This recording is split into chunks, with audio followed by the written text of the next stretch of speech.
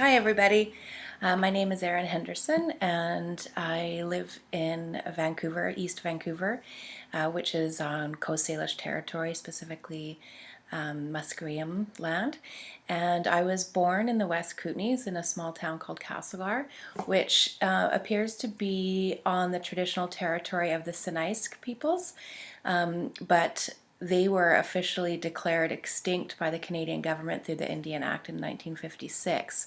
But they're not extinct. So there are the Sinaisk people trying to negotiate with the government, and also another nation called the Ketunaha is also laying some claim to that area as well. So I don't know a lot about it, but I just was doing some reading, and there is definitely some areas of contention in that area, in that region. I moved to Victoria, Saanich, when I was 8 years old with my family, and pretty much grew up there. And I've been in Vancouver now for 11 years. And yeah, it's my home now, so I love it. Even though all my family is on the island, they're in Victoria and Nanaimo and Tofino, but my partner and I live here. So I live with my partner. His name is Rudy, and he has a 11-year-old son now named Quinn. And Quinn actually lives in Victoria as well, but we have him over here mostly on weekends. So that's our little family. I'm looking forward to this course a lot. I have all my work history has been pretty much frontline work, working with people. So obviously these people are governed by policies. So I'm looking forward to kind of digging in and developing more of a critical lens on the policies that shape legislation and govern us. So a little bit about my work history. I started off my career, I guess you could call it, in Victoria, working at a residential eating disorder clinic with people who had severe anorexia and bulimia. And I worked there for about 4 or 5 years, mostly with women, but we did have some male clients as well.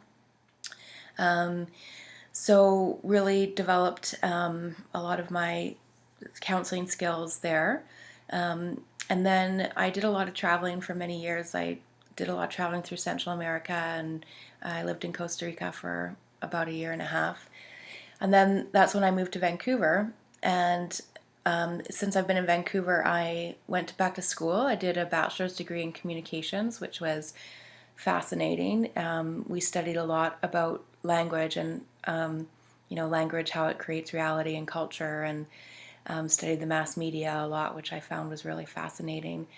And when I was doing that degree, I decided that I wasn't really fulfilled, I guess, so I started volunteering at an agency here in Vancouver called Battered Women's Support Services.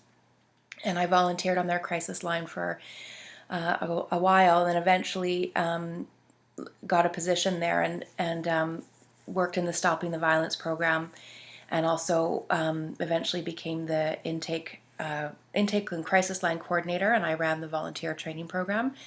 So my real education, as far as anti-oppressive practice and feminism and most things, really developed there.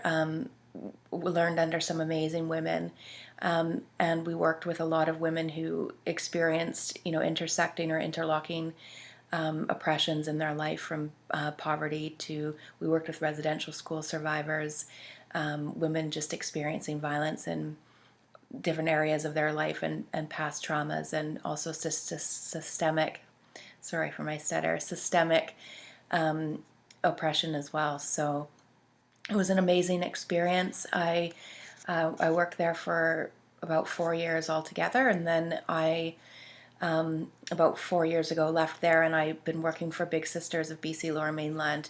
I really wanted to work more with youth and kids, and so I thought I could develop skills working with them through Big Sisters. So I've been there for about 4.5 years, and I've learned a lot about child development and different things. So, but what I'm really interested in doing is bringing more of a critical perspective to Big Sisters, as they are a fairly mainstream organization. And this summer, I was lucky enough to take the Indigenous Communities course with Kathy Richardson through UVic, and developed a workshop for Big Sisters about colonization and impact of colonization on Indigenous youth. And that's something that I'm really interested in exploring more.